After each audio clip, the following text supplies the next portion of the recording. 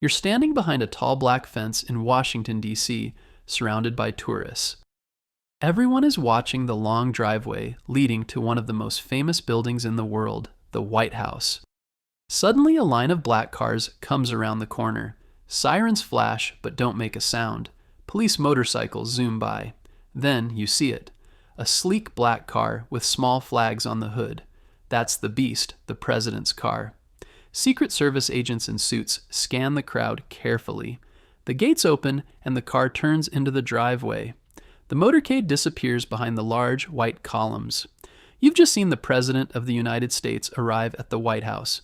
The White House is the official home and office of the President of the United States. It is located at 1600 Pennsylvania Avenue in Washington, D.C. Every U.S. president since John Adams has lived there. The building is a symbol of the U.S. government and American history. It is where important decisions are made and where leaders from around the world come to visit. The idea for the White House began with President George Washington, even though he never lived there. In 1791, Washington chose the location for the new capital city. A French architect named Pierre L'Enfant helped design the city layout. A contest was held to choose the design for the president's home.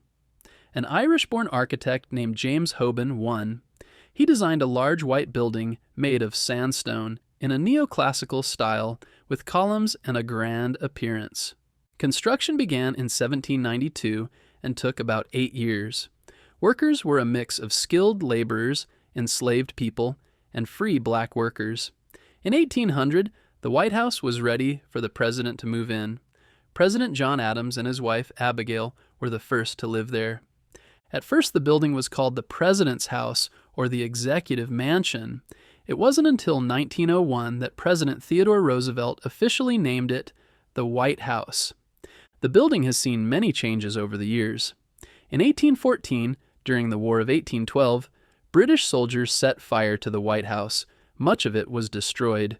Only the outside stone walls were left. After the war, James Hoban helped rebuild it.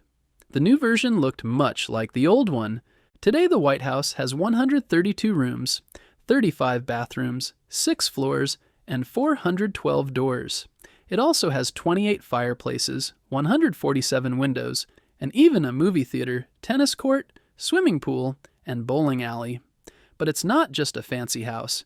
It's a working office where the president and staff make decisions for the country. The main part of the White House is called the executive residence. This is where the president and their family live. It includes bedrooms, a dining room, and family living areas. The West Wing is where the president works. It holds the famous Oval Office, where the president meets with advisors, signs laws, and speaks to the nation. The West Wing also has the Situation Room, where top military and security meetings are held. The East Wing is home to the offices of the First Lady and her staff. It also includes the entrance where guests arrive for important events. Beneath the White House, there are secret rooms, tunnels, and secure areas used in emergencies. Security at the White House is very tight. The Secret Service is in charge of protecting the president and the building. They stand on the roof, guard every door, and watch through cameras all around. Even the airspace above the White House is protected. No planes are allowed to fly over it. The White House is also a place for celebration and ceremony.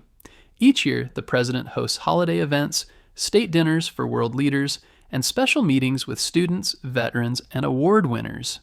The White House has welcomed famous visitors like Queen Elizabeth II, Nelson Mandela, and astronauts from the moon landing. Many presidents have made changes to the White House. Thomas Jefferson added terraces. James Madison rebuilt it after the fire. Teddy Roosevelt built the West Wing. Harry Truman made major repairs when the inside was falling apart. Jacqueline Kennedy, the wife of President John F. Kennedy, helped restore the historic look of the rooms. Each president adds something new while still keeping the history alive. The White House is also open to the public through tours. Visitors can see rooms like the East Room, the Blue Room, the Green Room, and the State Dining Room. These tours show the beauty and history of the building, from crystal chandeliers to paintings of past presidents. Over the years, the White House has become more than just a home. It's a symbol of the American government and democracy. It stands for freedom, leadership, and the peaceful transfer of power. When a new president is elected, they move into the White House, continuing the long tradition of American leadership. In times of war and peace, sadness and joy, the White House has been a place where history is made. From signing important laws to meeting with world leaders, it is the heart of the American presidency. It shows how one building can be a home, an office, and a symbol for a whole country.